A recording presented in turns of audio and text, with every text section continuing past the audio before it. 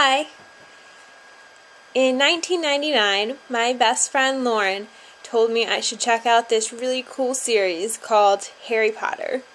She even read a section of it over the phone to me, and I still remember it to this day. Harry, who was still playing the flute, waved at Ron to get his attention and pointed at himself.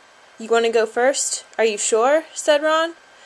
"I don't know how deep this thing goes, so give the flute to Hermione so she can keep him asleep." Harry handed the flute over. In the few seconds' silence, the dog growled and twitched, but the moment Hermione began to play, it fell back down into a deep sleep. Harry climbed over it and looked down through the trapdoor. There was no sign of the bottom. He lowered himself through the hole until he was hanging on by his fingertips. Then he looked up at Ron and said, "If anything happens to me, don't follow. Go straight to the Owlery and send Hedwig to Dumbledore, right?" "Right," said Ron.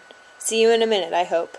And Harry let go. Cold, damp air rushed past him as he fell down, down, down, and flump. With a funny, muffled sort of thump, he landed on something soft. He sat and felt around, his eyes not used to the gloom. It felt as though he was sitting on some sort of plant. Despite this being a really great scene, I didn't think much of it at the time. I didn't know what was going on after all. And then one day, I was in the bookstore with my dad, and I saw Harry Potter and the Sorcerer's Stone sitting behind the counter, and I thought, hey, that's the book that Lauren liked, and I asked my dad if I could have it, and he bought it for me. The next day, I managed to read the first chapter before going to school, and I couldn't get it out of my head all day. I was already hooked, and Harry was only an infant. Although, I guess, Harry was never only an infant. He was the boy who lived. I was 12 when I first fell in love with Harry Potter. That means I've been waiting almost 13 years for my acceptance letter.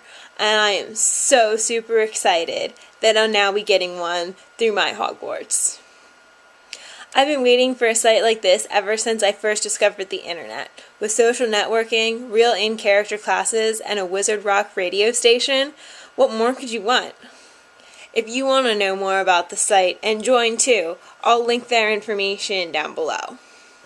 With LeakyCon 2012 and this site coming out this year, I think we've definitely proved to the world that Harry Potter didn't die with the final movie. And there's good reason for that. It's real for us.